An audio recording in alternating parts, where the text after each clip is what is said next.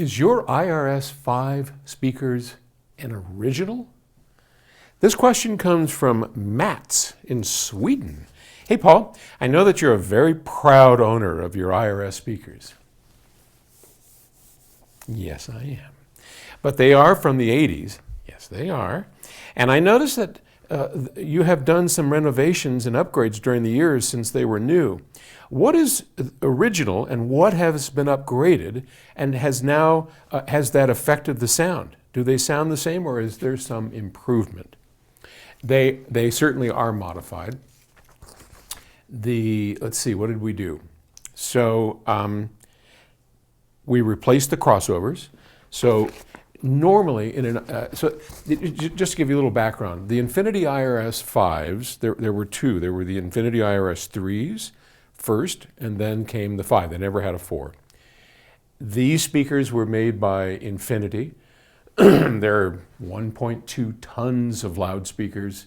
They, to my ear, are still some of the finest in the world. And before COVID, we had people from all over the world come up here and enjoy these. I mean, literally, people from all over the world.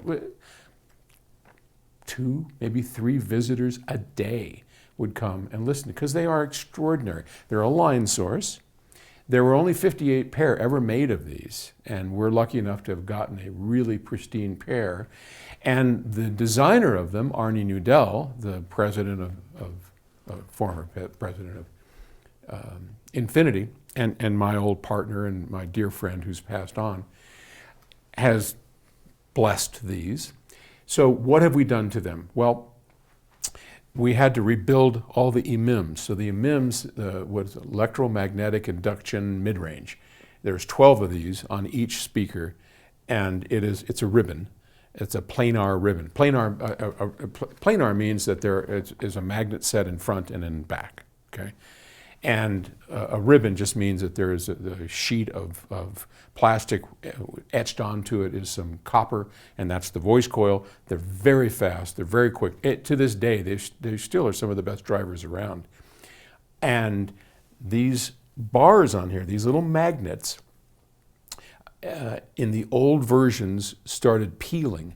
There was a coating on them, a chrome coating. So we had all of these replaced, and that was a big deal. I was $350 each times 24 plus shipping to, I forgot where we sent them. But anyway, the tweeters are all original, but the actual drivers themselves are all original. We just changed the magnets out. The woofers are completely different. The woofers on here have been replaced. We've replaced the electronics in the woofers. We've taken out the servo unit. There's a lot of work, and I'll go into that in a second. The other thing we did that is probably fairly significant is we replaced the crossover for the wings. Okay, so normally in an IRS, the crossover is built into the base down here. This is a fiberglass base, and if I were to tip these over, it still lives in there. The crossover is still there, but over time, capacitors get old, they dry out, and they start losing their value, and so you start getting a loss of high frequency. So we rebuilt the crossovers with the same component values, but we upgraded the components, and that's where Arnie Nudell, the designer of it, was really helpful. He and I went over that whole thing. He said, no, you got to go for this, you got to go for that. So we have one of the only newer crossovers in the world designed by the designer himself, Arnie. And so anyway, let's go to the woofers. So typically in an IRS 5 or a 3, you have a big amp on the back. It's a mono amplifier, big fans in it, lots of transistors, because they put that entire row of 6 12-inch woofers in parallel. So those were 8-inch woofers, all of them in parallel, got down to about 1 ohm. And they had this massive power amplifier that drove it and a servo controller on it. I mean, that was the best way they had back then, right? I mean, that's what they did.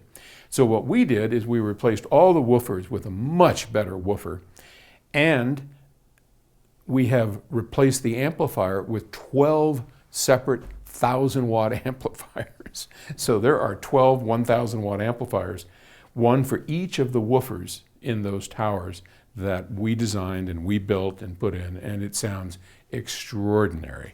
It is much better. So this is a very unique IRS-V system. I still have all the old stuff, but this is a lot better. So anyway, Matt, thanks for the question. I'll talk to you all tomorrow.